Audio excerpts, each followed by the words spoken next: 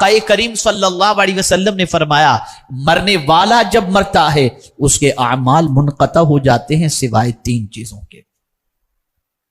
وہ 3 چیزیں کون سی ہیں؟ پہلی چیز، مرنے والا مرنے سے پہلے کوئی ایسا علمی کام کر کے مرے کہ دنیا اس علم سے نفع حاصل کرے،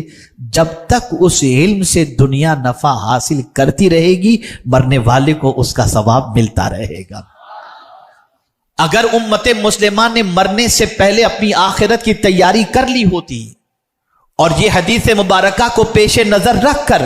یہ عزم کر لیتے کہ ہم مرنے سے پہلے ادارہ قائم کریں گے، مرنے سے پہلے اسکول قائم کریں گے، مرنے سے پہلے کالج قائم کریں گے، مرنے سے پہلے دارالعلوم قائم کریں گے، مرنے سے پہلے مکاتب قائم کریں گے، اس لیے کہ ہم اس دنیا میں آئے ہیں اس کل کی تیاری کے لیے، لیکن ہم دنیا میں اپنے محل تو بنا لیتے ہیں لیکن علمی کام کرنے کے لیے تیار نہیں۔ اے رسول اعظم صلی اللہ علیہ وسلم کے دیوانوں، یہی وجہ ہے کہ کاسے گدائی لے کر غیروں کی اسکولوں کے سامنے ہمارے بچے بھیک مانگتے نظر آتے ہیں، نہ ہمارا قاعدے کا کوئی کالج ہے، نہ قاعدے کی کوئی یونیورسٹی ہے، نہ کوئی اسکول ہے، نہ کوئی ادارہ ہے۔ مسلمانوں یاد رکھو، آقا کریم صلی اللہ علیہ وسلم نے فرمایا مرنے سے پہلے اگر کوئی شخص علمی کام کر کے مرتا ہے جس سے دنیا نفع حاصل کرے تو مرنے کے بعد اسے فائدہ پہنچے گا۔ عزم کر لو کہ اس دنیا سے جانے سے پہلے اللہ نے جتنی استطاعت عطا فرمائی ہے اس استطاعت کے مطابق تم کوئی نہ کوئی علمی کام کرو گے،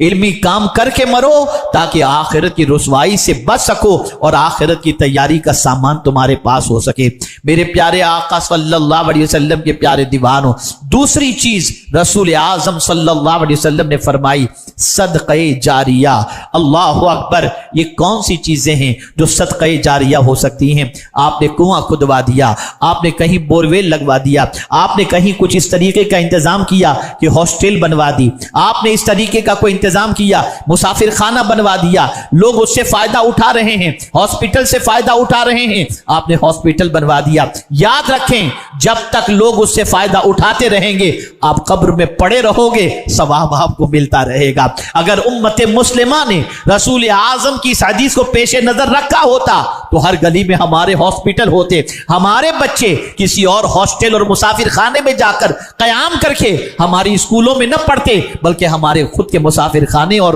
ہاسٹل کے اندر رہتے ہوئے بچے علم کے زیور سے آراستہ ہوتے۔ یاد رکھو، اپنا بنگلہ بنا لینا کمال کی بات نہیں ہے، اپنے لیے سب کچھ تیاریاں کر لینا کمال کی بات نہیں ہے، کمال کی بات تو یہ ہے کہ حضور کی امت کے لیے کچھ کر بیٹھنا۔ یاد رکھیں پیغمبر اعظم صلی اللہ علیہ وسلم کس طریقے سے اپنی زندگی گزار رہے ہیں، امت کے غم میں، فکر امت میں، اور یہ حدیث ہمیشہ کے لیے ذہن میں محفوظ کر لو۔ آقا کریم صلی اللہ علیہ وسلم فرماتے ہیں من اصبح، جس نے صبح کی اس حال میں کہ میری امت کے امور کے بارے میں کچھ نہ سوچا،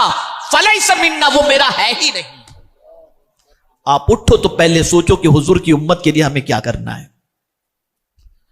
حضور کی امت کے فائدے کا کون سا کام کرنا ہے۔ اگر ہم نے اس کام کا عزم کیا ہوتا تو آج ہمیں پریشانی کا شکار ہونے کی ضرورت نہ ہوتی۔ یہ دوسری چیز ہو گئی، وقت اتنا نہیں کہ اس پر تفصیلی گفتگو کی جائے۔ تیسری چیز، مرنے سے پہلے آدمی کو کر لینی چاہیے، اور وہ تیسری چیز ہے نیک اولاد، علم، صدقہ جاریہ اور نیک اولاد۔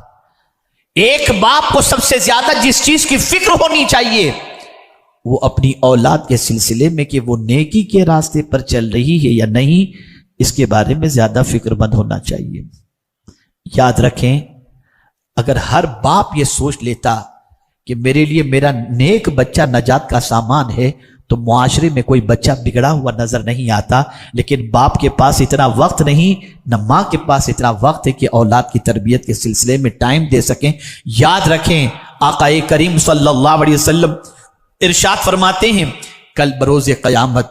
ایک بندے کے درجے کو بلند کیا جائے گا، وہ بندہ رب کی بارگاہ میں عرض کرے گا مولا کوئی کام میں نے ایسا تو نہیں کیا جس کی وجہ سے میرے درجے بلند ہو جائیں۔ میرے کریم آج میرا درجہ کیوں بلند کیا جا رہا ہے؟ تو جواب میں رب قدیر ارشاد فرمائے گا تیرے اعمال نامے میں کوئی نیکی ایسی تو نہ تھی جس سے تیرا درجہ بلند کیا جاتا، لیکن تو جو نیک اولاد چھوڑ کر کے آیا تھا نا، وہ زمین پر تیرے لیے مغفرت کی دعا کر رہی ہے اور ہم یہاں تیرے درجے کو بلند کر رہے ہیں۔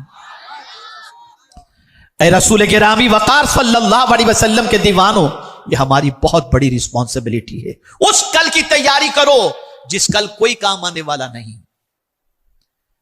یوم لا ينفع مال ولا بنون، نہ مال نفع پہنچائے گا نہ اولاد نفع پہنچائے گی، بلکہ سچویشن یہ ہوگی ماں بیٹے سے بھاگے گی، باپ بیٹے سے بھاگے گا، پہچانیں گے نہیں ایک دوسرے کو، یہ سچویشن ہوگی۔ لیکن ہم نے کوئی تیاری اس آخرت کے لیے نہیں کی۔ رسول اعظم صلی اللہ علیہ وسلم نے 3 کام مرنے سے پہلے کرنے کا حکم دیا۔ آج کے اس اجتماع کے اندر ہر مسلمان اگر یہ عزم کر لے کہ میں مرنے سے پہلے یہ 3 کام کر کے مروں گا، میں امید کرتا ہوں علمی افلاس بھی ہمارا دور ہو جائے گا، اور ساتھ ہی ساتھ ہمارا معاشی اور ہمارا مطلب سوسائٹی کے اندر خدمت خلق کے سلسلے میں بھی جو قحط نظر آ رہا ہے وہ بھی دور ہو جائے گا، اور ساتھ ہی ساتھ ہماری نسلیں بھی سیدھے راستے کے مسافر ہوں گی۔